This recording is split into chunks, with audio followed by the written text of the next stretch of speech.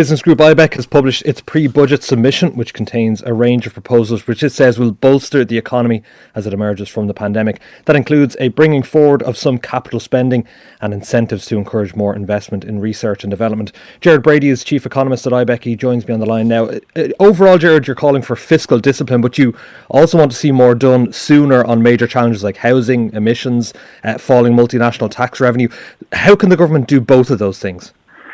I think what we've seen from government in their plans is that they're going to launch significant plans already in housing, a new national development plan, big ambitions in terms of lowering our emissions over the coming years. And what we're seeing in our budget submission this morning is that in order to be able to afford to follow through with all of those ambitions over the coming years, we're going to need to see increased investment, I suppose, in competitiveness of Irish business and in the productivity of Irish business to make sure that they continue to grow, our members continue to grow, and then deliver the tax receipts that government will need. And if you don't have those two things working at the same time, neither will be deliverable, but they are possible to do together if you ensure that business is competitive and grows by investing in skills, investing in innovation, and areas like digitalisation. Then you can have the tax revenues which underpin our other ambitions for investment. You said a range of tax changes you'd like to see that would encourage business investment. The cost is a combined €1.3 billion. Now, that's separate to any expenditure on housing and emissions and so on. So, considering the current fiscal situation and the scale of the deficit, how can that be justified?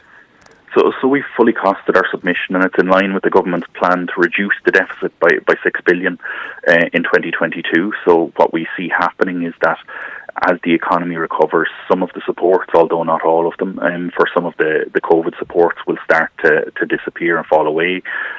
We'll also start to see tax revenues increase as things start to return to normal across most of the economy into 2022, and that will allow for some spending which will help companies do the things we need them to do and to grow. And effectively what we hope to see is that investment in future years will start to pay back some of the investments that we might make now.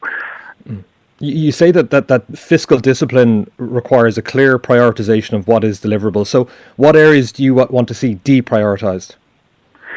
I suppose the priority for us is to deliver on the investment side, the capital side. So we see the areas around housing, health, climate, and all those big challenges that government has committed to being the priorities. And that does mean that you're going to need to see fiscal discipline on the other side. It means that there is a limit in terms of tax cuts and day-to-day spending increases that we can do over the coming years. And then within that money, within the $1.6 billion that the government will have next year to spend in the budget within their plans at the moment, we need to see prioritisation of spending on productive areas, particularly things like innovation, like skills and education, and like digitalisation for to make sure that both people and businesses are ready for changes in the economy over the coming years.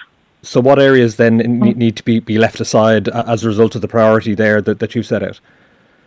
I think it means that the rest of current spending and big tax cuts are probably going to be limited over the coming years. So that's things like one-off increases in other areas of public expenditure that are going to need to be limited, I suppose, and prioritisation is going to need to be put on the things that are hugely important, like housing, like climate, and like some of the issues around the digital transformation of the economy.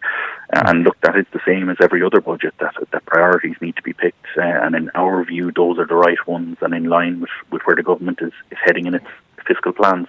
Okay. IBEC Chief Economist Gerard Brady, thank you very much for that.